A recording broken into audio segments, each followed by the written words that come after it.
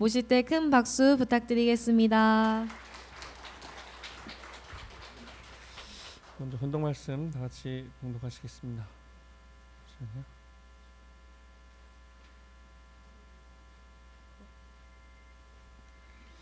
네, 다 같이 헌독하시겠습니다.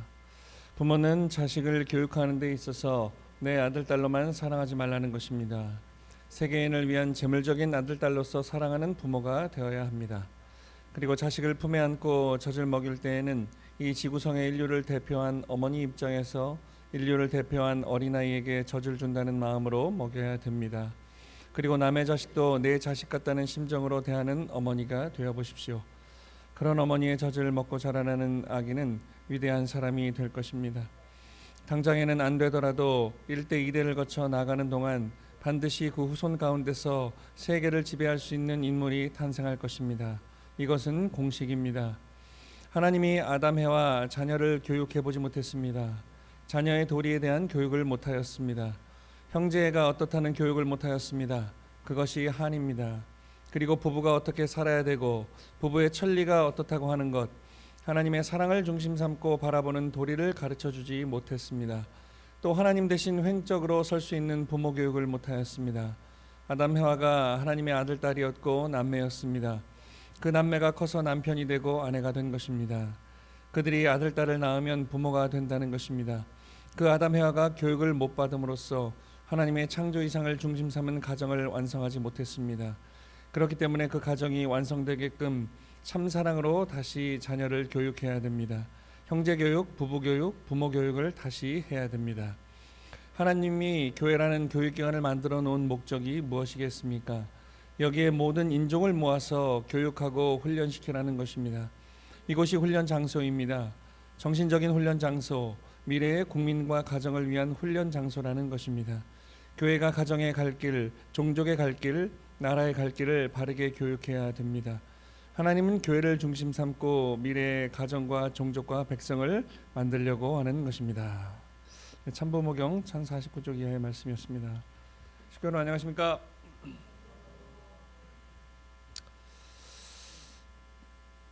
유럽에 잘 다녀왔습니다. 네. 지금 아직 시차 적응이 잘 안 돼서요. 네. 식구님 얼굴이 잘 안 보입니다. 좀 눈이 왔다 갔다 해서 참 은혜로운 시간이었습니다. 저뿐만 아니라 지금 제가 아마 한 10년째 이 유럽 성지순례, 유럽뿐만 아니라 미국도요, 해외 성지순례를 하고 있는데 거기 다녀온 자녀들은 견문이 넓어지고 생각의 크기가 좀 커졌으리라 생각이 되어집니다. 처음에는 잘 몰랐는데요, 이게 반복될수록 그 교육의 효과가 더 깊이 우리 자녀들에게 묻어나는 것을 느끼는 그런 시간이었습니다. 이렇게 여기가 성 베드로 성당입니다. 바티칸에 교황님이 계신 그 앞에서 이렇게 사진도 찍고요. 참 저는 이 성지순례를 지금 10년 넘게 준비하면서 지금 한 번도 사고가 난 적이 없습니다. 크게 아픈 사람도 없었고 길을 잊어버린 사람도 없었고 여권을 잃어버린 사람은 한 명 있었는데요. 네, 크게 저는 이걸 준비하고 유럽을 돌아다니면서 미국을 돌아다니면서 세계를 돌아다니면서 그 과정에 가끔씩 제 스스로에게 묻습니다. 어쩌려고 이런 걸 하느냐. 이러다가 누구 하나 사라지거나 누가 하나 사고로 크게 다치거나 그렇게 되면 정말 큰 문제가 생기는데 왜 이거를 하려고 하느냐라고 저 스스로에게 자꾸 묻습니다. 근데 저는 제 스스로에게 묻지만 저의 대답이 아니라 하늘의 대답이 그렇다 할지라도 우리 아이들에게 더 큰 세계를 보여주고 하늘 부모님이 어떤 분인가를 보여줘야 된다. 하늘 부모님은 협례조국 대한민국에만 계신 분이 아닙니다. 우리 교회에만 계신 분이 아닙니다. 전 세계 하늘 부모님이 6,000년 넘게, 아니면은 뭐 인간 창조가 6,000년이라고 뭐 성경에 나와 있지만 그 이전부터 수십억 년 동안 하늘 부모님은 이 지구성이라는 곳곳에, 아주 깊은 곳까지 곳곳에 하늘 부모님의 창조의 심정과 그 사랑을 다 심어 놓으셨기 때문에 우리가 섭례조국 대한민국 이 한 곳에서만 하늘 부모님을 제대로 알 수 없다라는 그런 깨달음을 계속 주시는 그런 하늘 부모님이심을 깨닫게 됩니다. 이번에도 우리 자녀들은 문제가 없었는데 우리 공직자 중에 한 명이 가는 첫날 그렇게 얘기했는데 첫날 여권을 잊어버렸어요. 떠나는 버스에 놓고 내려서 그래서 그 여권을 그 버스 그 기착지가 1시간 정도 떨어져 있다고 해서 우리는 뭐 우리가 갔다 오거나 뭐 누구를 뭐 킥으로 보내거나 하면 되잖아요. 근데 프랑스는 그렇지 않더라고요. 사람을 시켜서 보내달라고 그랬더니 100만 원을 달라고 하더라고요. 됐다 그랬습니다. 그 너 가져라. 우리는 새로 발급하겠다. 요새는 예전에는 그 외국에 가서 뭐 여권을 잃어버리면 참 힘들었거든요. 발급하는데 최소 4, 5일, 일주일 걸렸는데 요새는 1시간이면 나옵니다. 그러니까 내년부터는 너무 강조하지 말아야겠어요. 여권 잊어버려도 된다. 뭐 그렇게 해야겠어요. 제가 계속 그랬거든요. 10년 전부터 해온 거니까 핸드폰, 지갑, 돈, 캐리어 다 잊어먹어도 되니까 여권은 잊어버리지 말아 했는데 이제는 괜찮다고 해야 되겠어요. 그렇게 세상은 변하더라고요. 아무튼 큰 문제 없이 그리고 꼭 이 해외 성지를 다녀오면 제가 좀 끙끙 앓거나 좀 힘들었는데 아직은 안 아픕니다. 근데 아플 예정입니다. 네. 그리고 우리 조미영 권사님께서 약을 잘 챙겨주셔가지고요. 그 약을 먹으면서 우리 42명이 무사히 잘 다녀왔습니다. 오늘 갔다 온 이야기를 좀 해드리려고 합니다. 사진들을 보면서요. 어떤 일들이 있었는지 또 어떠한 또 하늘의 역사가 계셨는지 깨달음이 있었는지 한번 말씀드리고자 합니다. 그래서 오늘 말씀의 주제는 우리 미래를 위한 준비라는 주제로 적어봤습니다. 우리는 몇 년 전부터 어머니께서 우리는 전도를 해야 되고 또 전교 환경을 창조해야 되고 미래인재 양성을 해야 된다라고 하셨거든요. 근데 저는 참 아이러니하게도 아무리 생각해도 미래인재 양성에 관심 많은 2세 교구장으로서 아무리 생각해도 우리 교회 전체는 우리 미래를 너무 준비를 안 하고 있는 것 같아요. 죄송하지만 오늘 우리 통일가는 오늘만 살아가는 우리인 것 같아요. 지금 솔직히 말씀드리면요. 결론부터 말씀드리면 우리 교회는 지금 벼랑 끝으로 가고 있습니다. 지금 우리 통일가 전체가요. 우리뿐만 아닐 겁니다. 아마 이 교권 전체가 모든 종단이 우리가 가고 있기는 미래를 향해 가고 있긴 하는데 저 끝엔 지금 절벽이거든요. 우리가 가진 환경을 보니까 우린 절벽 끝으로 가고 있어요. 근데 이대로 가면 분명히 다 떨어져 죽어요. 망해요. 근데 오늘 저 절벽 끝을 바라보고 우리가 어떻게 살아야 될 걸 궁리해야 되는데 오늘 우리는 그냥 앞으로 갈 궁리만 하고 있는 거예요. 오늘 어떻게 한 발을 내딜까. 이게 오늘 우리의 현실인 것 같습니다. 그럼 우리가 가진 모든 기반, 우리가 가진 경제적 능력, 우리가 가진 문화적 능력을 다해서 앞으로 가는 게 중요한 게 아니라 어떻게 하면 저 벼랑 끝을 메우고 막아서 우리가 그 벼랑을 잘 넘어갈 수 있느냐를 준비해야 되는데 모르겠습니다. 이런 이야기를 하는 교장의 어떤 저 위에 저보다 높으신 분이 질책을 할지는 모르겠지만 제가 보는 54년 동안 통일가에서 2세로 살아온 제가 28년 동안 목회를 하고 있는 제가 바라볼 때는 우리는 지금 벼랑 끝을 향해서 가고 있다고 저는 생각해요. 많은 식구들이 많은 사람들이 이대로는 안 된다고 이야기하는데 우리는 아직도 우리가 가진 자원은 충분하거든요. 그런데 아직도 우리는 미래를 준비하고 있지 않는 것 같아요. 둘러보십시오. 지금 여기 앉아 계신 식구님들 전부 다 저보다 어르신입니다.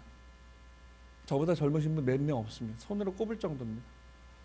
그렇다고 한다면 우리는 지금 40년, 50년 넘게 신앙의 신 우리 선배님들의 그 기반이 계속 매년 반복이 되면서 상속이 되어지고 채워지고 머리는 희끗희끗 나이가 들어가지만 또 새로운 젊은이들이 그 자리를 채우면서 그래야 이 조직이 영원세토록 연결이 되고 유지가 되는데 우리는 지금 큰 20, 30년을 빈 가운데 별 걱정도 없이 살아가고 있는 우리의 모습을 보면 저는 참 답답해요. 그래서 몇 년 전부터 10년 전부터 제가 우리 2세들 3세들에게 더 넓은 세계를 보여줘야 된다라고 하면서 제가 이걸 스스로 우리 교회에서 우리 교구에서 이 해외 성지순례를 했거든요. 처음에 참 욕을 많이 먹었습니다. 왜 힘든 식구들한테 돈 몇백씩 들여서 자꾸 외국에 나가려고 하느냐. 근데 갔다 온 아이들의 변화를 보면서 그렇게 욕을 하던 다른 교구장들이 저를 따라하기 시작했어요. 근데 그 교구장들은 잘 안 된대요. 그래서 왜 안 되냐고 물어봤더니 이따 사진 보면 아시겠지만 저는 가는 순간 성학생이 됩니다. 비행기를 타는 순간 성학생이 돼요. 그리고 그 기간 열흘 동안 아이들하고 친구처럼 지내다가 옵니다. 근데 성공하지 못하는 그 교구에서 하는 걸 보니까 거기 있는 목사님들은 넥타이 메고 있어요. 양복 입고. 저 동남아시아 갔을 때 동굴 탐험하고 막 물에 젖고 같이 막 으쌰으쌰 재밌게 놀아야 되는데 동굴 탐험 갔다 오고 나서 아이들이 힘들다고 집에 보내달라 그러더라는 거예요. 이상하다. 우리 교구는 동굴 탐험하고 나서 2시간짜리 갔는데 교구장님 이거 4시간 하고 싶어 해갖고 돈 더 주고 2시간 더 했거든요. 왜 그럴까? 그래서 사진 보내버렸더니 교구장은 안 가고 카페 혼자 앉아가지고 4시간 동안 넥타이 메고 혼자 커피 마시고 있더라고요. 이러니까 안 되는 거거든요. 지도자의 의지가 제일 중요한 거거든요. 교육은. 그렇습니다. 리더의 의지가 제일 중요해요. 어제 제가 설교를 준비하다가 영상 하나를 봤는데요. 요즘 솔직히 우리는 좀 밉지만 이재명 대통령이 울산시에 갔대요. 울산시, 울산 특별시죠? 광역시죠? 울산의 그 광역시에 종합병원이 하나도 없답니다. 하나도 없대요. 근데 울산시장 되는 사람들은 항상 공약으로 울산시에 내가 병원을 만들겠습니다 해놓고 지금 몇십 년째 울산에는 병원을 만들지 않고 있대요. 그래서 어떤 그 사람이 대통령한테 좀 꼬지르는 거죠. 대통령이 물어요. 울산은 부자 동네입니다. 돈이 없어서 병원을 만들지 않는 게 아니에요. 그 지자체장의 의지가 없어서 그런 겁니다. 근데 물어보니까 그럼 돈이 많은데 뭐 하냐 그랬더니 도로 확충한대요. 그래 놓고 도로를 만든다고 해놓고 버스 노선을 다 망가뜨려 가지고 20분이면 가는 출근길을 1시간 반으로 만들어 놨대요. 그러니까 이 결과만 봐도 리더의 의지가 얼마나 중요한 것을 알고 있다는 거죠. 그러니까 울산 시민들은 그 광역시 살면서도 병원을 다른 데로 가요. 참 좋은 말이죠. 그 리더의 의지가 없어서, 그러니까 그 대통령은요, 그 울산 시장을 깐 거예요. 질책한 거예요. 의지가 없다는 거죠. 오늘 우리도 마찬가지예요.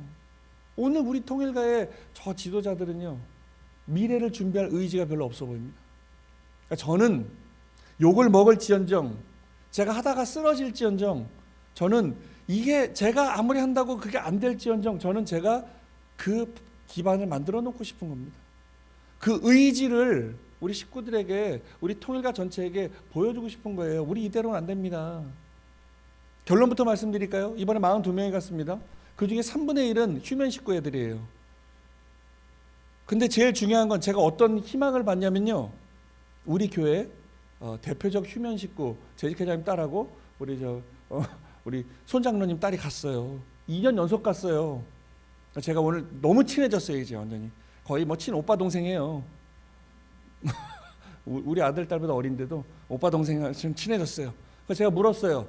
은주야, 유아야, 이제 교회 나와야지. 그러니까 보통 휴면 식구는 그런 얘기 하지 마세요 저한테 라고 할 텐데, 은주가 뭐라는지 아세요? 가야죠. 근데 솔직하게 얘기하더라고요. 교구장님, 근데 아침에 일어나기가 너무 힘들어요. 그래? 힘들면 한 달에 한 번만 와. 제가 노력해 보겠습니다. 눈이 초롱초롱하다. 유아도 곧 온다. 그러니까 이게 중요한 거죠. 어떻게 갔다 와서 뭐 100% 바뀌어서 막 개과천선하고 이게 아니거든요. 그러면 다 이거 하죠. 그러니까 저는 그 의지를 보여드리고 싶은 거거든요. 그래서 우리는 미래 인재 양성에 대한 좀 더 많은 투자와 더 많은 의지와 더 많은 공통된 의식을 가져야 되는 겁니다. 그러니까 아마 우리 여기 장로 권사님들은 저를 속으로, 겉으로는 웃고 계시지만 속으로 저를 못마땅해 하시는 분도 많이 있는 것 같아요. 왜 우리 교구장은 2세라서 우리한테 신경 안 쓰고 애들한테만 미래 인재만 신경 쓰고. 그 미래 인재들이 다 우리 장로 권사님들 아들, 딸이고 손주거든요. 제가 늘 말씀드리죠. 우리 장로 권사님은 제가 굳이 뭐 신경 안 써도 신앙생활 하시잖아요. 근데 우리 아이들은 그렇지 않습니다. 더 많은 관심과 더 많은 터치를 안 해주면요, 우리의 미래는 그냥 절망인 거예요. 근데 우리 부모님들은 어떻게 할 수 없는 상황이거든요. 그러니까 교회가 저는 그걸 해야 된다고 생각합니다. 협회가 그걸 해야 되고요, 세계본부가 그걸 해야 된다고 생각해요.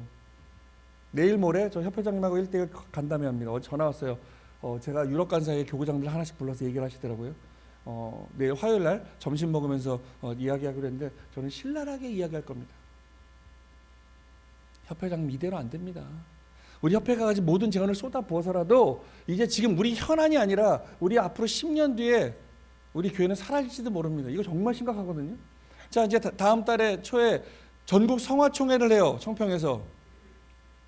그러니까 우리 미래인재 부장 이주아 부장이 우리 경기 남부 교구를 얼마나 있는가 조사해봤더니 교회 나오는 인원이 아니고요. 딱딱 재적 인원이 이 전국에서 제일 큰 교구라고 하는 경기 남부 교구에 446명밖에 안 돼요. 재적 인원이요. 근데 우리가 전국에서 제일 많대요. 이게 오늘 우리 통일가 현실이에요. 심각하죠? 심각해요. 그래서 이번 목표가 몇 명이라고 1000명인가요? 1000명 정도 저 청평에 모으는 게 목표래요. 제가 성학생 때는요, 통일대행진하면 15,000명, 2만 명씩 왔어요. 저 무주구천동에 텐트 치고요, 3박 4일 동안. 그때는 오라고 재촉하지 않았어요. 통일대행진 합니다, 오세요 하면은 막 그때 재밌으니까 사회 친구들 많이 데려가고, 그래 막 전도도 되고, 야 니네 교회 좋다, 그래서 막 그랬거든요. 참 쉽지 않은. 제가 성학생 때 지금 한 35년 됐는데 40년 좀 안 됐는데요. 지금 40년 사이에 우리가 이렇게 발전하고 막 참범을 만나서 폭발을 했어야 되는데 우리는 저물어 가고 있습니다. 근데 누구도 신경 쓰지 않아요. 오히려 이런 걸 하면 욕을 먹죠. 저는 욕을 먹을지언정, 제가 잘릴지언정, 저는 제 의지, 제 뿌리, 저는 2세입니다. 참본이의 축복을 받고 태어난 사람이에요. 그리고 그 사람이 지금 성장해서 목회를 하고 있어요. 무엇이 중요한지 따져보니까 제일 중요한 것은 우리가 지금 반짝하고 말할 게 아니라 우리가 죽어도 1000년, 2000년, 5000년, 6000년 우리의 참본이의 기만이 세계적으로 뻗어나가야 되는 것이 사실입니다. 근데 이번에 유럽에 가보니까 예수님의 기만은 엄청나더라고요. 제가 사진을 보면 설명드릴게요. 우리 2세, 3세들의 신앙에 대한 인식이 많이 우리는 퇴색됐어요. 2세로 태어났기 때문에 당연히 전도된 상태라고 생각해요. 우리 식구님들은. 정말 큰 오산입니다. 가장 큰 전도 대상자들이 우리 2세들, 3세들입니다.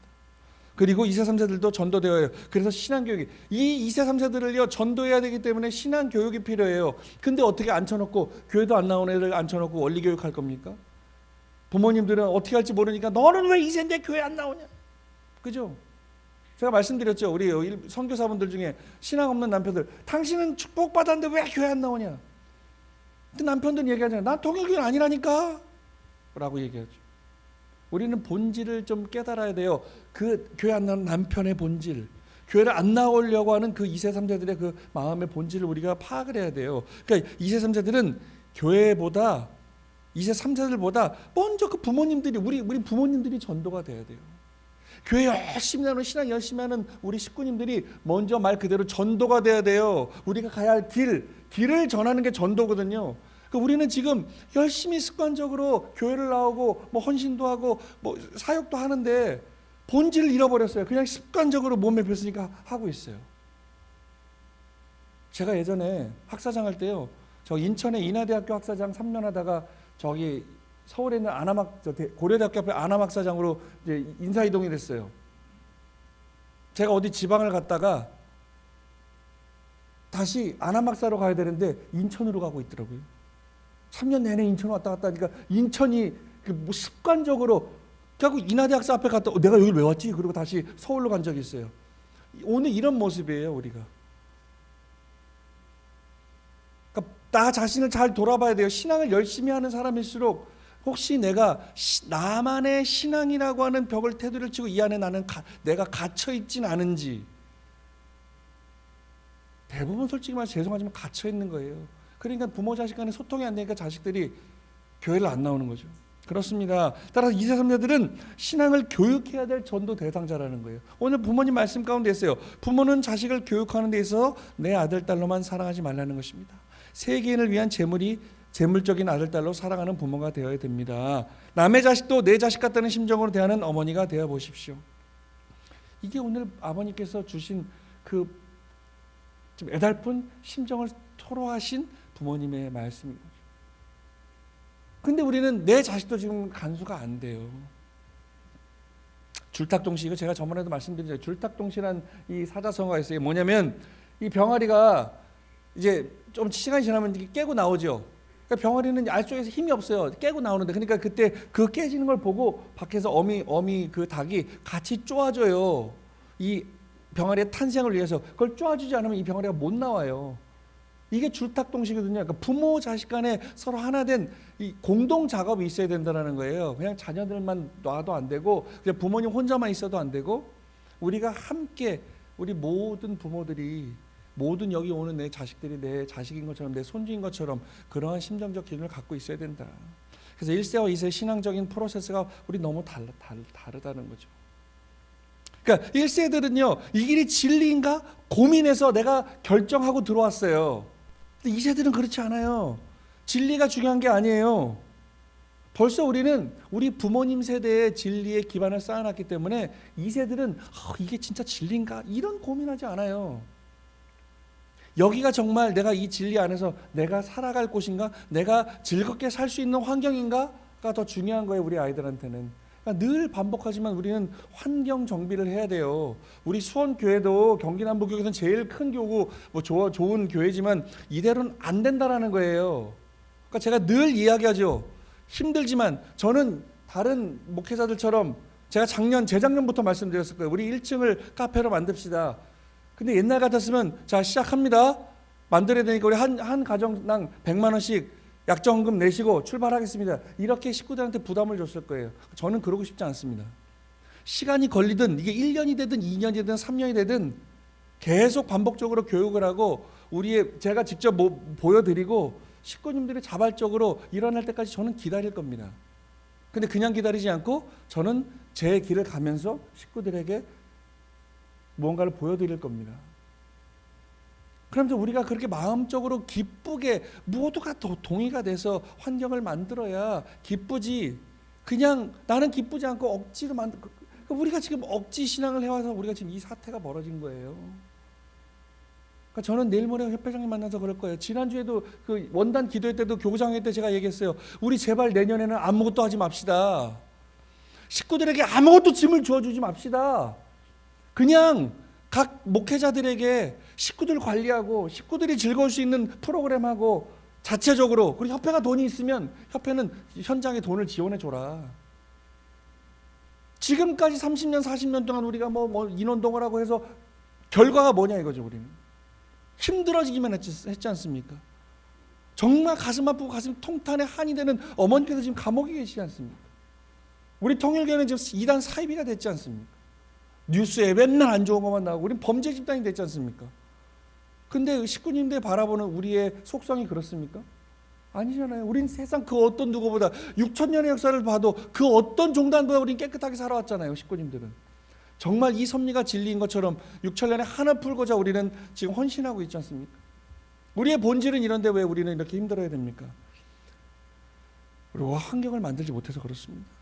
교회를 떠난 2세 3세들을 어떻게 교회로 신앙으로 되돌아오게 할 것인가, 그 환경을 만들어 줘야 돼요. 그래서 저는 어쨌든 세상 사람들이 좋아하는 해외 여행이라는 콘텐츠를 만들어서 우리 아이들에게 성지순례라는 이름을 붙여가지고 즐겁게 만들어서 분위기를 만들어주고 싶은 거예요. 그러니까 좋은 환경에서는 어떠한 말씀도 교육도 긍정적으로 받아들여요. 저는요 매일매일 아침에 버스를 타고 출발할 때 유럽 밖에 나가서 앞에 잠시 한 20분 정도 우리가 기도회를 해요. 제가 좋은 얘기예요. 목회자니까 야 니네 엄마 아빠 유럽 보냈으니까 이놈의 새끼들아 교회 나와야 될 거야. 니는 2세 하냐? 절대 이런 말 안 합니다. 저는 오히려 그래요. 니네 교회 안 나와도 괜찮아. 신앙 안 해도 돼. 하지만 오늘 이 교구장이 너랑 똑같은 2세 교구장이 너희들하고 재밌게 놀면서 왜 이 프로그램을 만들었나를 내가 한번 보여줄 테니까 잘 한번 우리 놀아보자. 이 비싼 돈을 주고 니네 부모님들이 왜 여기에 보냈는지 한번 이 즐거움을 느끼면서 생각해보자. 그럼 다 받아들입니다. 그리고 이제 저도 이제 나름의 작전이 있잖아요. 한 일주일 정도 지나잖아요. 그럼 그때부터는 말씀이 조금 달라져요. 아, 요것들이 좀 먹히는구나. 그러면 이제 너희들도 너희들은 무조건 하나님의 축복을 받고 태어난 2세들이야. 세상 애들하고는 달라. 그러면 그 말 안 듣던 애들 눈빛이 달라져요. 저는 가면요 40명 중에 어떤 애가 신앙을 하는지 안 하는지 딱 보면 다 답이 나와. 딱 보면 알아요. 그러니까 일부러 신앙 안 해야 되는데 붙어서 장난치고, 야 내가 초콜릿 사줄까? 초콜릿도 사주고, 뭐 콩나물 팍팍 뭐 진짜 뭐 이주일처럼 그렇게 놀아요. 그러니까 우리 저 이민아 집사님 딸 서윤이가 저한테 그랬다. 아까 그러시면 우리 교구장님 38살 같아. 저 그래 팔불출처럼 놀아요. 그래야지 넥타이 매고 나는 교구장이니까 너희들이랑 함께할 수 없다. 너 이름 누가 여기 오겠냐는 거예요. 그렇죠? 이제 사진을 보면서 우리가 열흘 동안 어떻게 보냈냐 보여드릴게요. 먼저 이렇게 모입니다. 그냥 공항에 모여서 가지 않아요.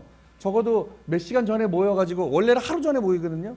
근데 비행기 시간이 좀 낮으면 전날 모이고 밤 비행기라서 우리가 낮에 모여가지고 아이스 브레이커도 하고 서로 화동해요. 자기 소개도 하고 그럼 서로 어떤 애들이 왔는지 서로 봐요. 게임도 하고 조금 친해집니다. 그냥 가면은 서먹서먹한데 그래도 뭔가 뭐 이렇게 한 3시간 동안 뭐 주고받고 막 게임도 해요. 조금 이게 아이스 브레이크 어려움을 깬 다음에 가요. 그 다음에 이번에 이 현존하는 가장 큰 비행기를 에미레이트 항공 타고 에어 380 타고 먼저 프랑스에 갔어요.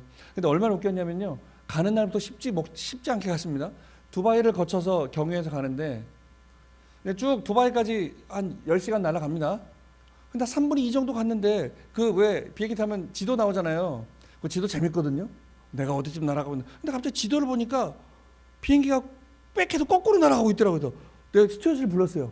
비행기가 그러니까 이거 뭔가 기계적 오류일 겁니다. 그런 줄 알았는데 갑자기 한 10분 있다가 기장이 방송하더라고요. 두바이를 가려면요 이란을 딱 거쳐서 가야 되는데 이란이 지금 사태 벌어졌죠. 이란에서 영공을 폐쇄했대요. 갑자기 그래서 이란 가다가 삑 거꾸로 돌아가는 거예요. 어떻게 되는 거야?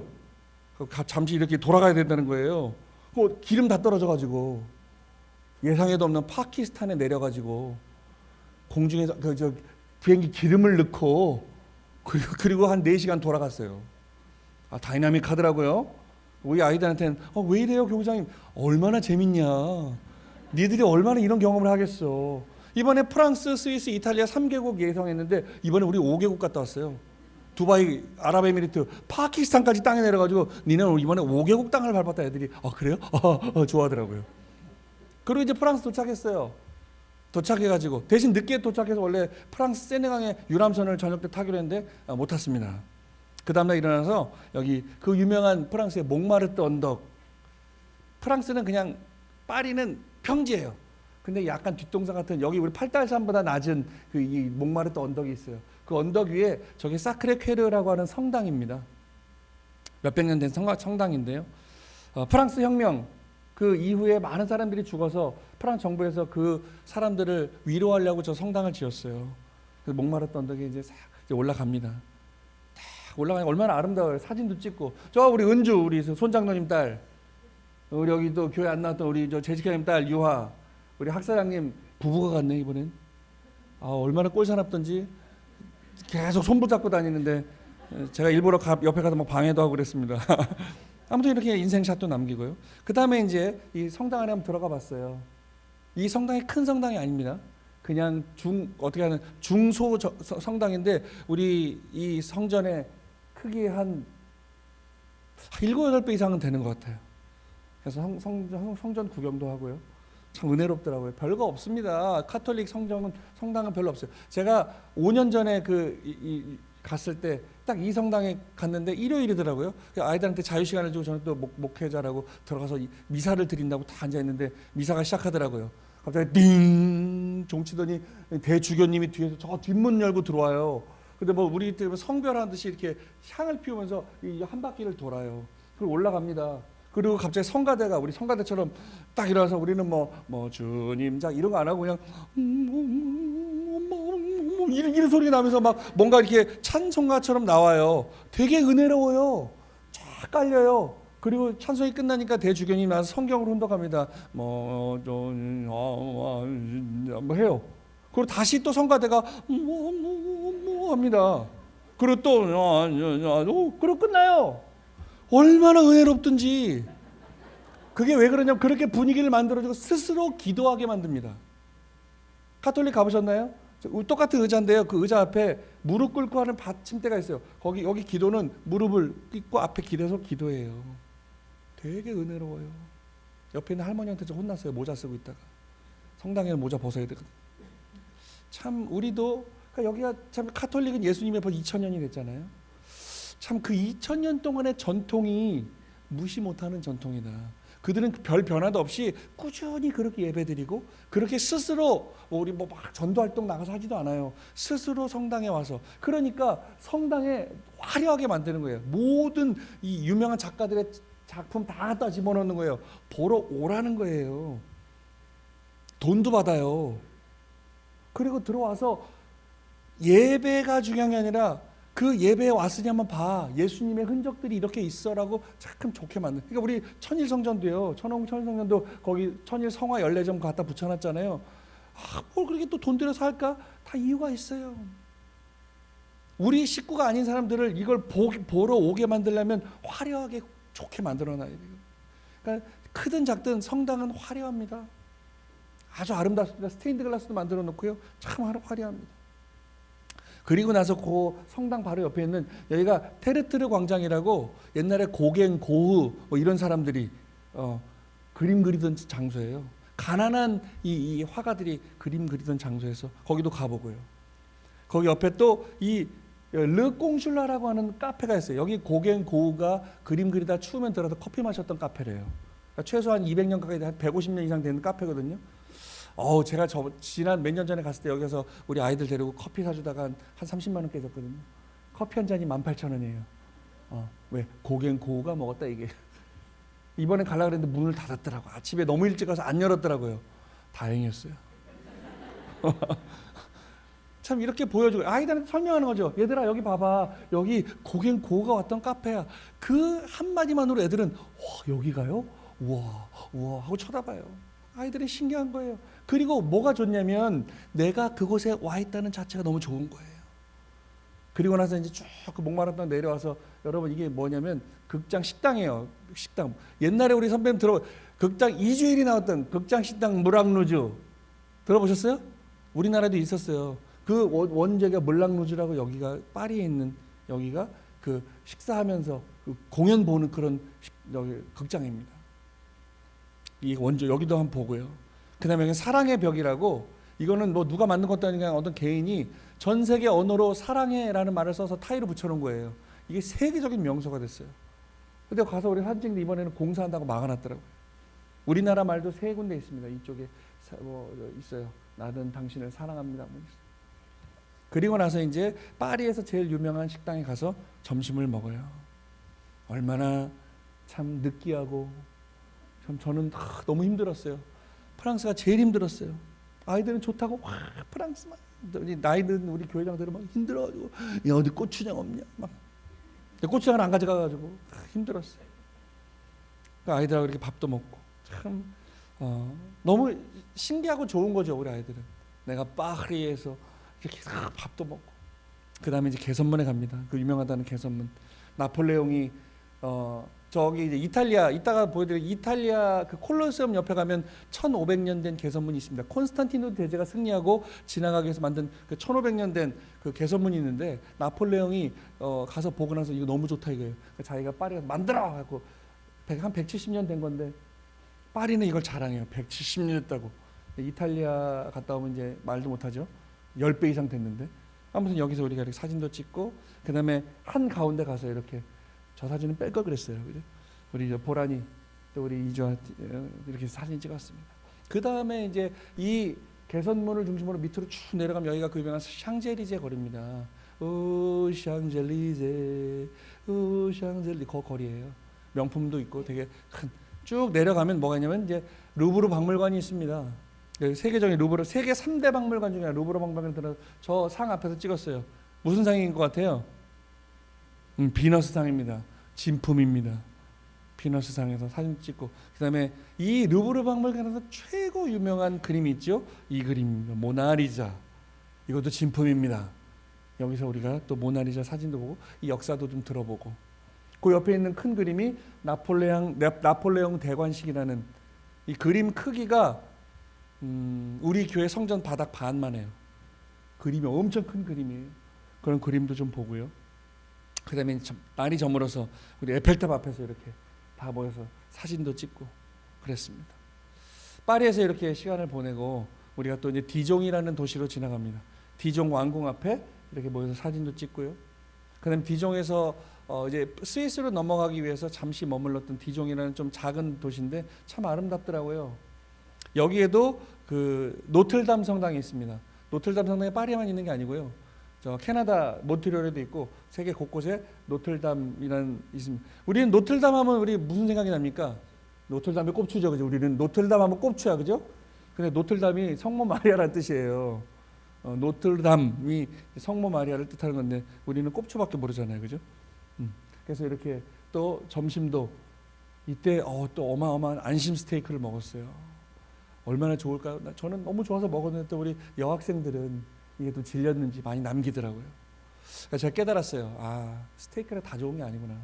좋아하는 사람도 있고 안 좋아하는 사람도 있고. 그다음에 여기 저 친구가 저 만지고 있는 게 아주 청동인데 반질반질 빛납니다. 저걸 왼손으로 만지면 복이 온대요. 오른손으로 만지면 안 된답니다. 부엉이상인데 우리도 부엉이 좋아하는데 노틀담 이 벽 옆에 붙어 있는 건데 모르겠습니다. 전 세계 어딜 가든 그만의 또 이 스토리가 있어요. 저걸 왼손으로 만지면 복이 온다 그래서 우리 42명이 다 같이 만졌습니다. 그리고 이제 시차 적응이 안 되니까 이제 스위스로 넘어가는데 아이들이 이렇게 다 자고 있어요. 우리 여기 이민환 지사님 딸이에요. 우리 저 학사장 남편은 피곤했는지 입 딱 벌리고 잠자고 있고 전부 다 이제 지금 시차 적응이 안 돼 자고 있어요. 그리고 나서 이제 프랑스의 시간을 뒤로 하고 이제 스위스로 넘어갑니다. 스위스로 넘어가서 이제 그 스위스 알프스 꼭대기 올라가는 거예요. 융프라우라고 알프스 4,000m 되는 산을 이제 올라가는 거예요. 기차 타고 올라가요. 우리가 이렇게 찍어봤어요. 이때 이제 뭐 옷차림이 좀 달라졌죠. 파리는 좀 그래도 우리나라보다 더 덜 춥고 선선한데 이제부터는 이제 영하 15도, 20도 위로 올라가니까 이제 완전 무장을 하고 올라가요. 이 융프라우 꼭대기가 얼마나 웃기냐면 한 120여 년 전에 스위스의 어떤 부자가 자기 손녀를 데리고 산 나들이 나갔다가 와 좋다 여기에 기차로 저 꼭대기까지 얼마나 좋을까 그래서 100여 년 전에 만든 기차를 타고 올라가는 겁니다. 어떻게 올라가요? 기차는 이 경사를 못 올라가잖아요. 그러니까 우리 그 놀이공산당 가면 청룡열차 탈 때 처음에 올라갈 때 톱니바퀴로 가죠. 톱니바퀴가 연결된 기차로 올라갑니다.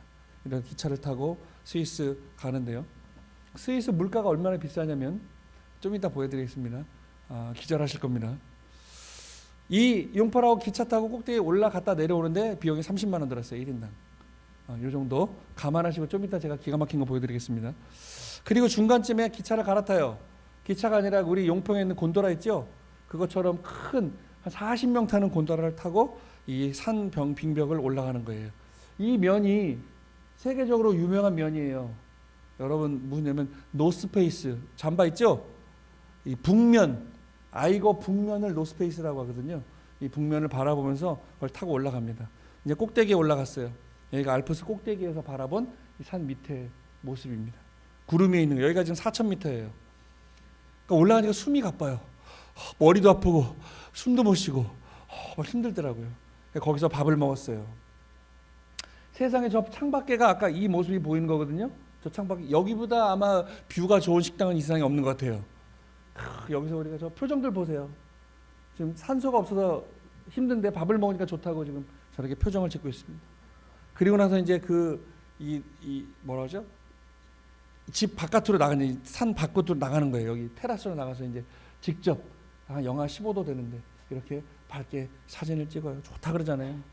그 얌전한 우리 정양석 우리 집사님 아들 저 표정 밝은 거 보세요. 경이 교회 오면 저는 목소리도 처음 들어봤어요. 이번에 경이랑 가서 웃지도 않는 애 항상 시무룩해 있는데 너무 좋잖아요. 알프스 꼭대기 열흘 내내 저만 쫓아다녔어요. 제가 아마 경이한테 커피만 여러 번 사줬을 거예요. 이 융프라 꼭대기도 보고요. 그 다음에 요 밑에가 다 빙하거든요. 그 빙하를 뚫어서 동굴을 만들어서 이렇게 아름답게 다 해놨어요. 미로처럼 다 빙하 동굴입니다. 이런 데도 가보고요. 그 다음에 전 세계 어떤 사람이든 이 융프라 꼭대기에 올라가면 신라면 컵라면을 먹습니다. 우리나라 사람 먹는 게 아니라 이건 국룰이에요. 여기 올라가면 전 세계 모든 사람은 다 이걸 먹어야 돼요. 저거 얼마 할까요? 한 1,200원 정도 하죠? 우리나라에서 얼마일 것 같아요? 18,000원입니다. 저 컵라면 하나에 18,000원이에요. 그리고 옛날에 갔을 때는 비싸니까 물만 부으면 되니까 라면을 갖고 오신 분들은 갖고 올라가세요. 갖고 왔더니 물 부어주는데 물이 6,000원입니다. 물가가 장난 아니에요. 스위스가 이렇게 비싸요. 그리고 거기서 이렇게 즐겁게 시간을 다 보내고 이제 다시 아이거 익스프레스를 타고 내려옵니다. 저 밑에가 1000m 밑에 그 스위스 마을이고 참 이거를 사진으로 봐도 와 좋겠다 그랬는데 우리 아이들은요 이 한복판에서 이걸 보고 너무나 행복해했어요. 너무나 즐거워했어요. 여기는 신앙도 필요 없고 국적도 필요 없고 그러니까 저는 한마디를 던지는 거예요. 얘들아 좋지?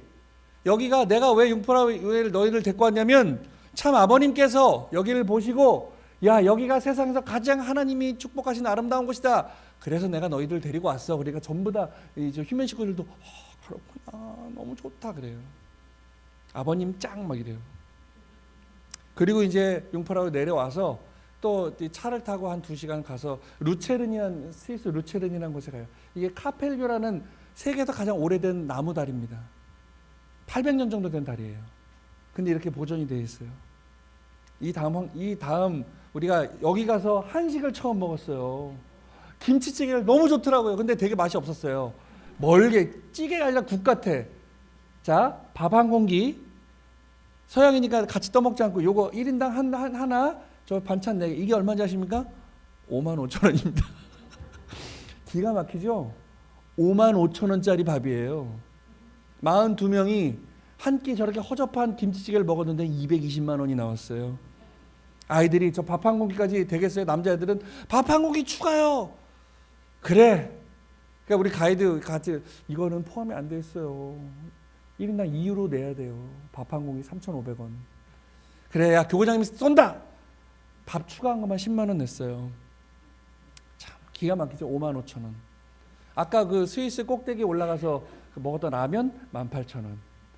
콜라 이제 한식이 땡기니까 너무 느끼한 거 먹으니까 콜라를 먹고 싶잖아요. 콜라 캔 그냥 우리가 늘 먹는 한 1,000원, 1,200원짜리 캔 7,000원입니다. 캔 7,000원에서 조금 큰 캔은 10,000원. 기가 막힙니다. 그래서 이제 스위스를 지나서 이제 이탈리아로 드디어 넘어갑니다. 이탈리아 북쪽에서부터 내려와요. 이 버스를 타고 한 3시간 지나가니까 이탈리아 여러분이 잘 아시는 밀라노 대성당 앞에서 이렇게 찍었습니다. 이 밀라노 대성당도 한 800년 정도 된 성당이에요. 얼마나 화려한지. 자, 성당 좋다 그러지만 이걸 직접 가서 보시면요, 저 하나하나 이 점점 이 색감을 이게 다 조각상이거든요. 이거를 그 유명한 조각가들이 하나하나 다 이거 짓는데 120년 걸렸대요. 옆에서 보니까 이렇게 어마어마한 참 좋더라고요. 그리고 또 이렇게 밀라노에서 보고 여기서 또 한식을 한번 먹어요. 55,000원짜리 비빔밥을 먹습니다. 비빔밥 이렇게 먹는데 참기름은 안 주더라고요. 참기름 달라니까 그 주인이 한국 사람인데 이거 함부로 안 주는 거 비싼 건데 그런 참기름 주더라고요. 넣었는데 너무 느끼한 거예요. 비빔밥이. 왜요? 국물 없어요. 죄송해요. 여기는 국물이 없어요. 그래서 이렇게 참 저 김치 저거 자 김치 하나 장아찌 하나 그다음에 이렇게 5가지가 있는데 저거 하나 추가가 2유로가 아니고 저 한 부분 추가마다 2유로예요. 저 반찬 한 접시 더 주세요. 그러면 10유로 17,000원입니다. 저게 저 반찬만. 기가 막힌 거예요. 물 한 병 나와요. 물 한 병. 한 잔씩 먹으면 딱 떨어지는데 물 좀 넣어주세요 하면은 적어도 2유로 내야 됩니다. 다 돈이에요. 그러니까 제가 그랬어요. 얘들아 어떠니? 우리나라가 제일 좋은 것 같아요. 식구님도 진짜 우리나라가 제일 살기 좋아요. 반찬도 공짜. 우리는 뭐 물도 더 달라면 더 주고 그죠? 이거 제대로 먹으면 거의 한 7, 8만 원 나옵니다. 그리고 나서 또 자유시간을 줍니다. 지금 사진으로 다 담을 수 없어서 그렇지만 참 밀라노만 넘어왔는데 이탈리아는 이 스위스 프랑스랑 또 분위기가 달라요. 기본 이 그냥 길 가다 껄 깔려 있는 이 건물들이 최소 500년 된 건물들이거든요. 이게 옛날에 몇백 년 전에 우체국으로 쓰던 건물인데 여기가 스타벅스입니다. 스타벅스. 이탈리아는 커피의 종주국 해가지고 자존심이 있어서요. 스타벅스가 들어오지 않았는데 몇 년 전에 이게 처음 밀라노에 스타벅스가 하나 들어왔어요. 로마에는 절대 안 난다 그래도 이번에 작년에 2개 들어왔대요. 그러니까 지금 아마 이탈리아 전국에 스타벅스가 5개인가 있답니다. 이렇게 해서 지금 그리고 가서 아이스 아메리카노요 그러면 잘못하면 딱이 맞아요. 누가 커피에 얼음을 넣어 먹냐는 거예요. 미개한 인간들이다라 그래요. 또 이탈리아가 제일 유명한 음식이 뭐예요? 우리 빈대떡이랑 비슷한 거. 피자. 우리는 피자에 막 올리죠. 토핑 뭐 고기도 얹고 뭐 소세지도 얹고 뭐 심지어는 파인애플도 얹고. 여기 가면 큰일 납니다. 미개인들하고 욕 먹어요. 이탈리아 피자는 정말 맛없어요. 그냥 판에다가 발라서 그게 끝이에요. 피자는 그렇게 먹어야 된대요. 되게 맛없어요. 전 세계에서 제일 맛있는 피자는 대한민국 피자입니다. 미국 피자도 별로 맛이 없어요. 우리나라 피자 왜 막 갖다 얹잖아요. 맛있는 거 우리가 좋아하는 거 다 얹지. 제일 맛있어요. 그리고 나서 이제 밥을 먹어. 여기는 이제 그 다음 날 호텔에서 호텔 조식이에요. 아닌가? 이 호텔 조식이 아닌가? 호텔 아니구나. 그 밀라노에서 우리가 식사를 하는데 저 옆에 보이세요? 빨간 이거 고추장입니다. 고추장 우리가 가져간 거를. 왜냐하면 고추장을 들고 있으면 나가라 그래요. 잘못하면. 그러니까 어떻게 해요? 이 세팅이 된 것처럼 요리사가 왜 이렇게 뭐 세팅하잖아요. 그런 것처럼 싹 해서 먹어야 안 걸려요. 너무 느끼해서 감자 삼시세끼 감자가 나와요. 제가 그랬어요. 저 감자 좀 안 나오면 안 되냐 그랬더니 뭐라는지 알아요? 한국은 삼시세끼 쌀이 나오지 않냐 그래요. 우리는 쌀이 주식인데 여기는 감자가 주식이에요. 그러니까 다 생각하는 게 다르고 환경이 다르다 보니까 그런 것들 좀 넓게 보고 배우는 거죠. 그리고 아침에 이렇게 기도회를 통해서 제가 한마디씩 합니다. 그리고 다시 피렌체로 넘어갔어요. 여기가 이제 피렌체입니다. 피렌체 저 건너편에 있는 다리가 베키오 다리라고 한 1000년 정도 된 다리예요.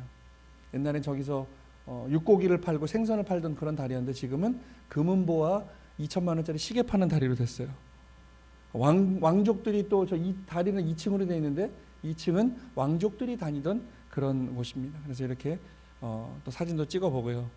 애들 표정 되게 밝지요? 저 은주하고 유아 표정 보세요. 얼마나 밝은가. 교회는 안 오면서 그죠? 근데 제가 이제 교회 오게 만들 겁니다. 조만간. 여기에 또 유명한 이 피렌체 대성당이 있습니다. 이렇게 이 대성당도 한 1000년 정도 된 성당입니다. 이렇게 참 기가 막히게 지어놨습니다.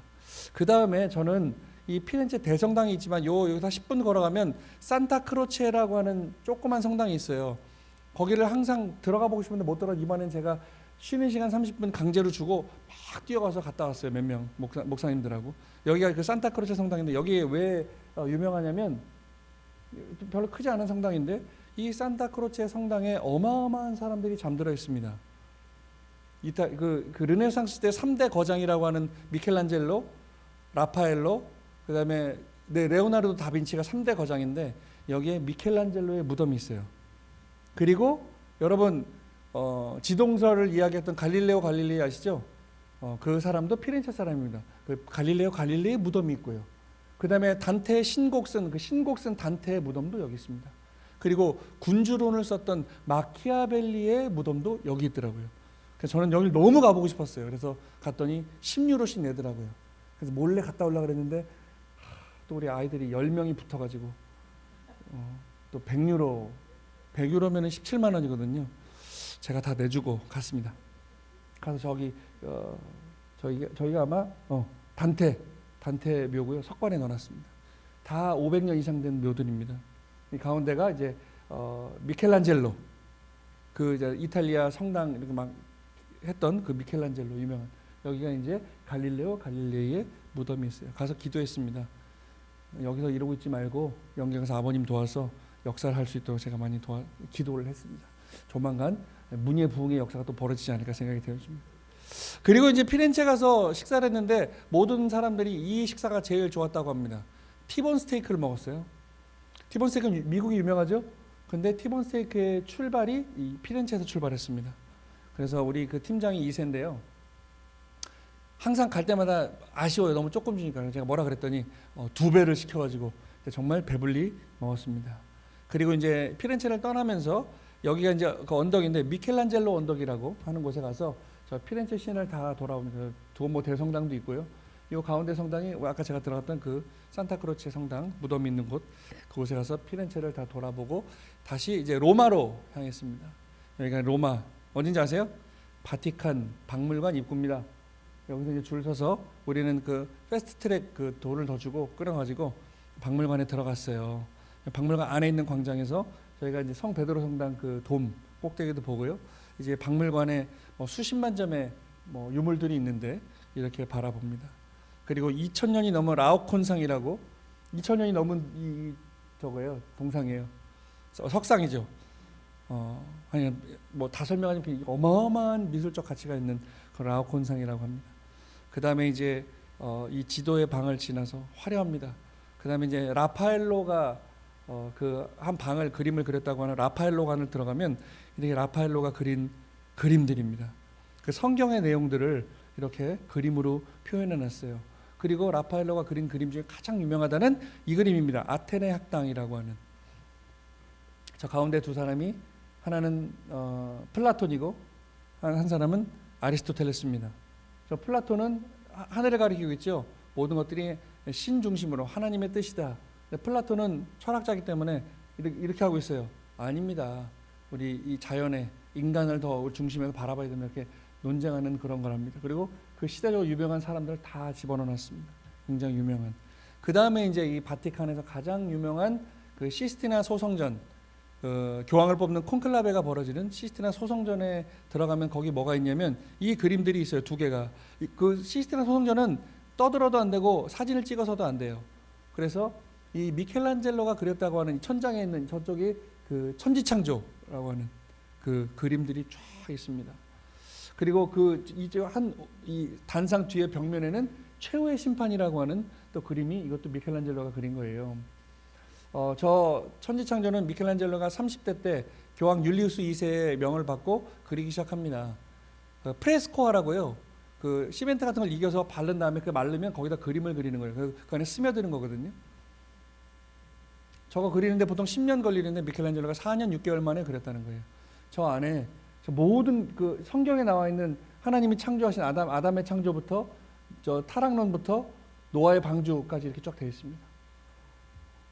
저 그림을 그릴 때 교황이 그 율리우스 2세가 자기가 교황 제2 기간에 저 시스티나 소성전 천장에 아무것도 없으니 그림을 그려다오. 근데 미켈란젤로는 원래 화가가 아닙니다. 조각가입니다. 저는 조각가인데 왜 저한테 그림을 그리라고 하십니까? 전 싫습니다. 그랬더니 교황이 그래? 그럼 너 싫으면 라파엘로는 화가거든요. 라파엘로한테 맡길게. 그랬더니 미켈란젤로가 라파엘로 아주 대립 라이벌이었는데 일부러 걸은 거죠. 교황이 라파엘로한테 맡길게. 그랬더니 에이씨 제가 하겠습니다 해가지고 그림을 그리기 시작했대요. 대신 조건이 있습니다. 내가 이 그림을 다 그리는 동안 그 누구도 들어오지 마시고 교황님도 들어오시면 안 됩니다. 그리고 이래라 저래라 하지 마시고 내가 그리고 싶은 그림을 그리겠습니다 해가지고 그 성경의 창조부터 노아의 방주까지 딱 그렸다는 거죠. 4년 6개월 동안. 그러니까 저 천장 높이가 20m예요. 그러니까 저거를 그릴 때 어떻게 이 발라이드가 이렇게 그렸을 거 아니에요. 천장하니까. 그래서 미켈란젤로가 저걸 그리면서 척추가 휘고 이 안료들이 눈에 떨어져서 거의 실명 단계까지 갔다라는 거죠. 그리고 이제 30대 때 그리고 60대 때도 그 다음 교황이 이 그림을 또 부탁해가지고 최후의 심판이라고 하는 저 가운데 제일 큰 점은 예수님입니다. 저희가 천국을 의미하고 저희가 지옥에 있는 사람들 어떻게 이 그림을 다 그린 건데 이게 세계적으로 가장 유명한 그림들 중에 하나입니다. 누가 그랬다 그랬죠? 괴테라는 그 철학자가 여기서 이걸 보고 그랬다고 해요. 모든 인간들은 불가능을 이야기하지 마라. 이 그림을 보고 정말 이건 인간이 그릴 수 있는 그림이 아니라는 거죠. 직접 가서 보시면 정말 기가 막힙니다. 우리는 저기 들어가면 한 10분 정도 머물거든요. 여기서 이걸 이렇게 봐야 돼요. 얼마나 목이 아프냐면요. 머리가 딱딱 아플 정도인데 이 미켈란젤로는 4년 6개월 동안 저거를 직접 그렸어요. 완전 디테일하게. 그리고 저 근육들이 힘줄들이 다 정말 살아있는 사람처럼 그렸다는 거죠. 그리고 여기 보시면 잘 안 보이겠지만 이 그림이요. 하나님을 그린 건데 하나님의 앞모습, 하나님의 엉덩이까지 그려놨어요. 그러니까 왜 미켈란젤로가 위대하냐면 미켈란젤로는 조각가죠. 그러니까 조각은 사면을 다 조각하죠. 화가들은 그리기만 하는데 그러니까 미켈란젤로는 자기가 자기의 모든 능력을 표현하는 거예요. 나는 조각가기 때문에 하나님의 뒷모습까지 다 할 수 있고 하나님의 엉덩이까지 그려놨어요. 뭐 그런 것처럼. 그리고 또 요거 많이 보신 그림일 겁니다. 이게 아담의 창조라는 건데요. 하나님이 원래 성경의 말씀은 아담에게 코에 생기를 불어넣어서 아담을 창조했다고 하는데 미켈란젤로가 그걸 그리려고 하니 나중에 자기가 그려놓고 저게 수백 년 지나갈 건데 많은 사람들이 하나님이 아담의 코에 이렇게 불어넣은 그림을 그려놓으면 이게 이상해 보일 거다. 그러니까 동성애처럼 보일지도 모른다. 그래서 아담의 손끝에 하나님이 생기를 불어넣은 그런 창조적인 그림을 그렸다고 해서 세계적인 어마어마한 그림입니다. 저게 지금 그린 지 한 600년 가까이 됐거든요. 근데 저게 이제 성전이잖아요. 그러니까 많은 예배를 드렸을 거예요. 그 이후로. 그 촛불을 켜죠. 촛불 그 흐름 때문에 저 천장에 있는 그림이 다 새까맣게 됐대요. 그래서 저거를 1989년도에 복원을 합니다. 근데 80년대만 해도 저거를 잘못 복원하면 저 프레스코가 타일처럼 떨어질 거 아니에요.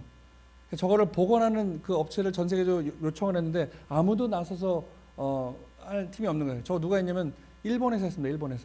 일본 도시바인가 도요타인가 둘 중에 하나가 했어요.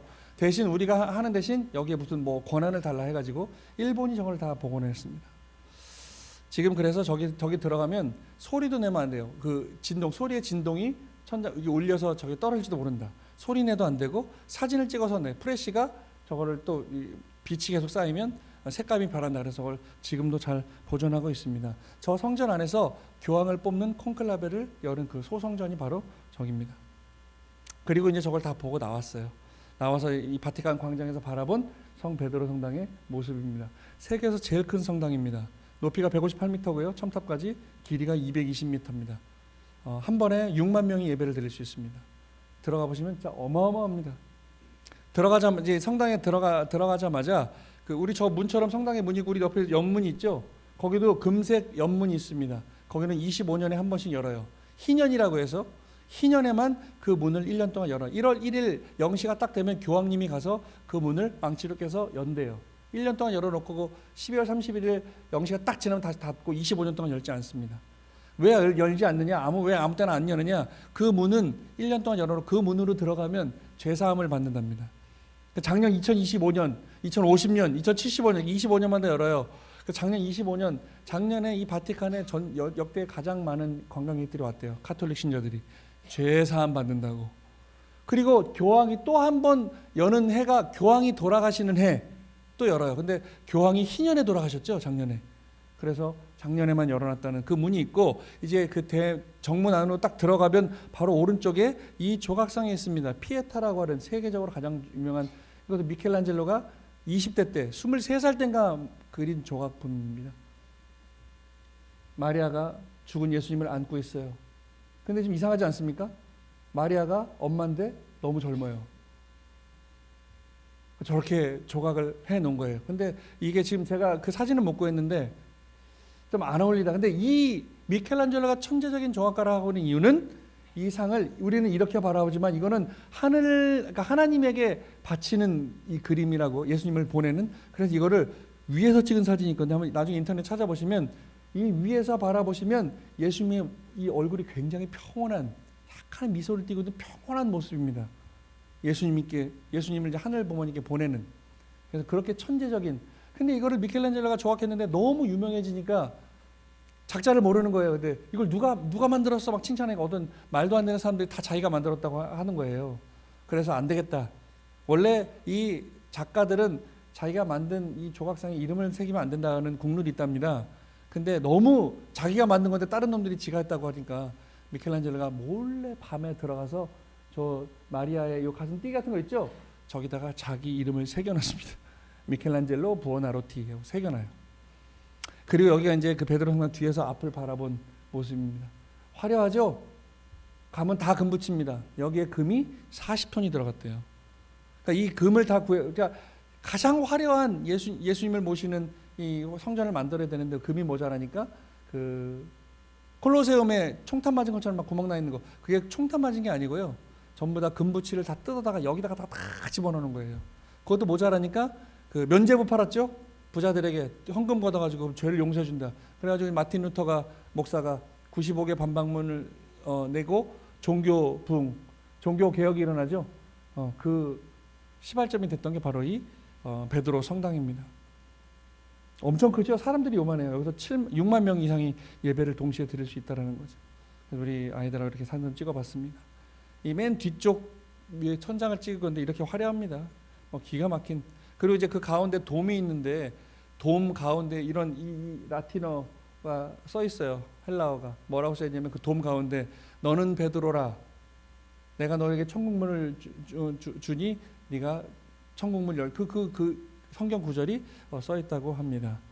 그 다음에 얼마 되진 않았지만 이 베드로 성당 바깥의 테두리에는 이 역대 성인들이 천주교 성인들의 조각상이 있는데 여기에 우리 김대건 신부님의 조각상이 새로 이 한 자리가 500년 동안 비어 있었어요. 그 베드로 성당을 짓고 그 사이에도 성인들이 나타나면 유명한 그 사람들 조각상을 냈는데 그 작년에 돌아가신 그 프란체스코 교황님이 교황으로 계실 때 그 추기경 중에 우리나라 유흥식 추기경님이 그 바티칸의 한 장관을 지냈습니다. 그 프란치스코 교황이 그 유흥식 추기경을 되게 총애했대요. 그 유흥식 추기경님이 교황님한테 얘기해서 우리나라에도 처음 이 천주교가 들어왔을 때 이러한 이 순교한 우리 천주교의 대부 되시는 분이 있습니다. 이분을 여기다 넣으면 안 됩니까? 그 프란치스코 교황이 허락해서 우리 김대건 신부님의 이 조각상이 이렇게 한 자리를 차지하게 들어갔습니다. 깨끗하잖아요. 아직 얼마 안 돼서 2년인가밖에 안 됐어요. 대신 조건이 있습니다. 저 조각은 우리나라 사람이 하게 해주십시오. 그래서 우리나라 조각가가 조각해서 갓 쓰고 한복 입은 성 김대건 안드레아 킴 대건이라고 신부님 석상이 저렇게 바티칸 성당에 있습니다. 그리고 우리 이렇게 사진을 찍었고요. 그 다음에 2000년 넘은 판테온 신전에 갔습니다. 로마 건축물 중에 가장 위대하다고 하는 이 판테온 건축물이에요. 저 안에 기둥 있죠? 이게 우리 천정궁에 있는 기둥만큼 크거든요. 우리 천정궁을 지을 때 저 중국에서 저 대리석을 가져오는데 그게 너무 무거워서 3등분해서 실어왔거든요. 그리고 그 3등분한 걸 이제 쌓아야 되잖아요. 그 하나 덩어리를 들 때 이게 들 수 있는 기중기가 없어 특수 기중기를 제작해서 그거를 얹었는데 2000년 전에 저건 통입니다. 아직도 불가사의한 거예요. 어떻게 저 무거운 돌을 어디서 가져왔으며 어떻게 운반해서 어떻게 세웠느냐. 저게 예수님 태어나기 전에 공사 시작한 거거든요. 아직도 미스테리합니다. 그리고 이제 이게 내부예요. 돔으로 돼 있어요.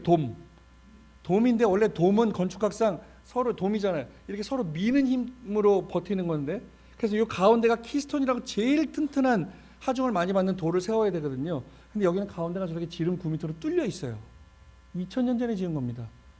지금 기술로도 저걸 못 짓는다는 거예요. 근데 얼마 전에 어떤 건축가가 지을 수 있습니다. 지금 계속 지을 수 있는데 50년 이상 못 버틴대요. 2000년 전에 지은 돔 아직도 튼튼하게 존재합니다. 2000년 사람들이 어떤 기술 가지고 저렇게 지었을까요? 이 안에는 또 그 라파엘로라고 하는 거장의 무덤이 이 안에 안치되어 있습니다. 참 저도 개인적으로 제일 좋아하는 곳이 저는 판테온이에요. 공짜였는데 작년부터 5유로 받더라고요. 갔다 왔습니다. 그리고 이제 그 유명하다는 스페인 계단. 여기는 뭐 유적이기라 보다 영화 로마의 휴일 아시죠? 그래서 오드리 헵번이 여기서 젤라또를 먹었다고 하는 저 두 번째 칸 저기 남자애 앉아 있죠? 저쪽에 저기가 오드리 헵번이 앉았던 곳입니다. 그러니까 저는 너무 힘들어서 허리가 아파갖고 저기 앉아 있는데 우리 애들이 야 여기가 오드리 헵번이 앉았던 자리다. 애들 다 와서 앉고 저기 젤라또를 못 먹게 법으로 금지되어 있습니다. 하도 더러워져가지고. 그 다음에 그 유명한 트레비 분수도 가보고요. 트레비 분수 여기 동전을 이렇게 던지면 유명한 거 있어요. 한 번 던지면 내가 여기 다시 오겠다. 두 번 던지면 사랑이 이루어지고 세 번 던지면 이혼하게 해주세요라는 겁니다. 왜냐하면 카톨릭은 이혼이 불법으로 되어 있기 때문에 이혼은 못하니 저기다 비는 거예요. 하나님한테 세 번 던져 이혼하게 해주세요. 저는 계속 한 번 던졌더니 또 가고 하는데 여기도 요 앞에까지 가서 무료였는데 이제 다다음 달부터 돈을 받는다네요. 동전 던지는 게 그 어떤 영화에 그 로마 휴일이 아니고 다른 영화에 나와서 유명해졌는데 여기 동전을 던진 동전이 1년에 20억이 거친답니다. 그래서 그걸 내용을 가지고 불우이웃을 돕다고 하네요. 그리고 이제 마지막으로 우리 콜로세움 2000년 됐다고 하는 이 콜로세움에도 가봤습니다. 2000년 전에 지은 경기장인데 2000년 전에 지었습니다. 우리 상암 경기장보다 조금 더 크대요. 여기도 6만 명, 7만 명이 그 검투사들이 그 경기하는 경기를 봤는데 지금 상암 경기장이요 최첨단으로 지었기 때문에 6만 명, 7만 명이 있다가 나가는데 30분 걸린대요. 상암 경기장이. 2000년에 지은 이 경기장 6만 명이 7만 명이 있다가 나가는데 몇 분 걸렸을까요? 5분 걸렸답니다. 참 불가사의한 건축물들입니다. 2000년 전에. 그렇습니다. 이렇게 우리 42명의 아이들이 같이 가서 프랑스, 스위스, 자연, 그 다음에 역사 유적을 보고 왔습니다. 그리고 이제 다시 엊그제 비행기를 타고 돌아왔습니다. 우리 서윤이 너무 좋았다 그러죠? 그죠? 은주도 그렇죠? 내년에 또 간대요. 준비하셔야 돼요 벌써. 네, 그렇습니다. 신앙이 있건 없건 중요하지 않아요. 아까 서두에 말씀드린 것처럼 우리가 앞으로 우리 이 미래를 어떻게 준비할 것인가. 저는 아까 말씀드린 내일 모레 협회장님 때 말씀드릴 겁니다. 거두절미하고 정말 이제 우리 이 어려움 속에 있는 식구님들을 위한 프로그램들을 만듭시다. 그리고 우리 2세 3세들이 2세 가정들이 교회로 돌아올 수 있는 그런 프로그램들을 만듭시다. 엄한 데다가 자꾸 돈 쓰지 말고 정말 이제 말 그대로 우리 교회를 위해서 식구들을 위해서 투자하고 우리가 어려움을 극복해 나갈 수 있는 이 환경을 만들지 않으면 우리 통일가는 앞으로 10년 20년 안에 사라질지도 모릅니다. 심각하게 우리는 준비해야 되고 투자해야 되고 교육해야 되고 우리가 하나 되는 그런 모습으로 가야 될 겁니다. 결론입니다. 식구님들, 지금 우리는 참 어려움에 봉착해 있습니다. 앞으로 더 어려워질지도 모른다는 그런 예견들이 있습니다. 하지만 우리의 본질은 사라지지 않습니다. 저 2000년 된 문화유적 가서 보면요, 정말 기가 막힌 죽음의 역사가 많았습니다. 핍박의 역사가 많았습니다. 베드로도 예수님 돌아가신 3일간에 부활해서 예수님을 만나고 저 로마에 가서 전도하다가 십자가에 거꾸로 매달려 사형당했어요. 근데 그들은 두려워하지 않았어요. 예전에도 말씀드렸지만 부활한 예수님을 만나서 그 예수님의 심정을 이해한 그들은 두려워하지 않았어요. 우리는 2000년이 지난 살아계신 참모님을 만난 사람들입니다. 그럼 우리는 지금 어떠한 이 마음의 심정의 자세를 가지고 살아야 되겠냐는 거예요. 우리는 지금 핍박받고 있어요. 참 어려워요. 에이, 교회가 왜 이래? 그렇다고 우리가 교회를 떠나야겠습니까? 우리는 주인이 아닙니다. 2000년의 유적을 아직도 이탈리아는 간직하고 자랑스럽게 세계문화유산으로 내놓고 있는 이유는 자기들이 주인이라고 생각해요. 세계에서 가장 큰 성당, 베드로 성당, 제1성당을 갖고 있는 주인이라고 생각해요. 2000년 그 이전부터 모든 길은 로마로 통한다. 이 세계 문화 역사의 출발은 거기다 로마였어요. 그들은 자부심이 있어요. 근데 그 자부심을 갖기까지, 그 콜로세움을 짓기까지, 판테온을 짓기까지 2000년 전에 얼마나 많은 사람들이 죽어나갔겠습니까? 얼마나 그 로마 황제가 권력으로 많은 사람들을 핍박하고 죽였겠어요. 자기 이 권력을 누리기 위해서. 그래도 그 카톨릭 신자들은 예수님 하나 바라보고 굴하지 않았거든요. 견뎌왔거든요.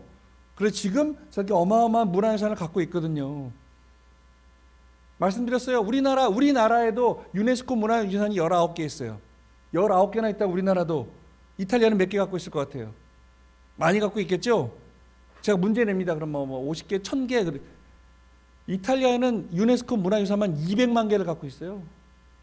로마는 로마 신의 통째가 문화유산이에요. 자랑스러워하죠. 문화유산이 아니라 우리는 그 안에 예수님을 모시고 있다. 예수님 12제자를 모시고 있다. 우리는 그 신앙의 근거지다, 뿌리다. 우리는 그 본질의 역사를 갖고 있는 로마 민족이다. 흔들리지 않습니다. 예수님을 한 번도 본 적이 없는데 저들은 흔들리지 않아요.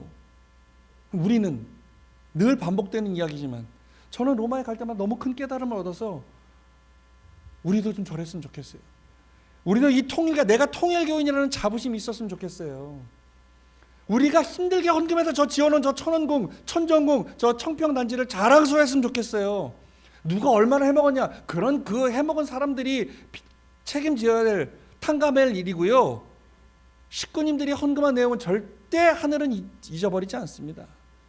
저 천원궁도요. 앞으로 1000년, 2000년 남아서 물론 계속 보수를 해야겠지만 남아서 전 세계 사람들이 저기를 보러 올 겁니다. 돈을 내고 보러 올 겁니다. 그래서 어머님도 그랬어요. 로마를 모티브로 해서 천원궁을 지었다고 하셨어요. 앞으로도요, 우리 2세, 3세들 중에 세계적인 작가들이 나와서 저 천원궁 안에다 조각을 세우고 그림을 이름 넣을 겁니다. 어머님 그랬죠. 세계 사람들이 보러 오게 하고 싶다. 뭐 볼 게 있다고 저기로 옵니까? 세계적인 작품들, 세계적인 누구나 가고 싶어하는 곳이 돼야 올 거거든요. 부모님의 꿈은 그겁니다. 근데 부모님이 이제 연로하셨어요. 얼마 안 있으면 연계 가실지도 몰라요. 누가 해야 됩니까? 우리가 해야 되는 거예요. 그럼 지금 여기 70, 80 넘으신 식구님들 하실 겁니까? 아닙니다. 하나님의 혈통을 갖고 태어난 우리 자녀들이 할 수 있는 환경을 우리가 만들어야 됩니다. 그러니까 저는 욕을 먹더라도 무리를 해서라도 작은 인원이지만 그 인원들로부터 시작해서 처음에 말씀드렸지 이 지도자의 의지를 보여주고 싶은 겁니다. 제가 10년 동안 해서 뭐 얼마나 많은 변화가 있겠어요. 하지만 저는 그렇게 생각해요. 이게 좋은 영향을 미쳐서 다른 교구, 모든 교회가 이거를 한다면 그 문화가 벌어지지 않겠습니까? 다음 달에 성화총회 벌어진다 그랬죠? 원리 강의 대회할 겁니다. 뭐 상금 20만 원, 30만 원 주더라고요. 제가 그랬습니다. 왜 그거밖에 안 주냐? 원리 강의 대회 1등하면 한 1,000만 원 줘라. 그럼 아마 교회 예선까지 다 펼쳐야 될 거다. 우리 애들 올 거다. 문화 경연 대회 1등하면 한 1,000만 원씩 줘라. 정말 안 오겠냐? 제가 그 선두에 서려고 합니다. 그래서 식구님들, 우리 아이들이 이번에 같이 갔다 온 아이들이 그런 얘기를 해요. 좀 창피한 얘기지만 우리 교구장님이 오상진 교구장님이라서 너무 좋아요라는 얘기를 하더라고요. 좋더라고요.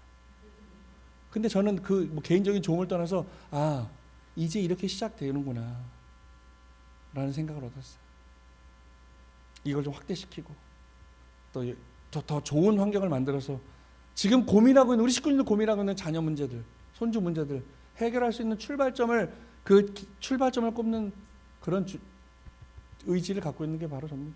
그래서 저는 계속 제 몸이 은퇴할 때까지 하려고 합니다. 이제 힘들더라고요. 이제 하루에 2만 보, 3만 보씩 걸으니까 너무 힘들더라고요. 허리가 끊어질 것 같더라고요. 그래도 할 겁니다.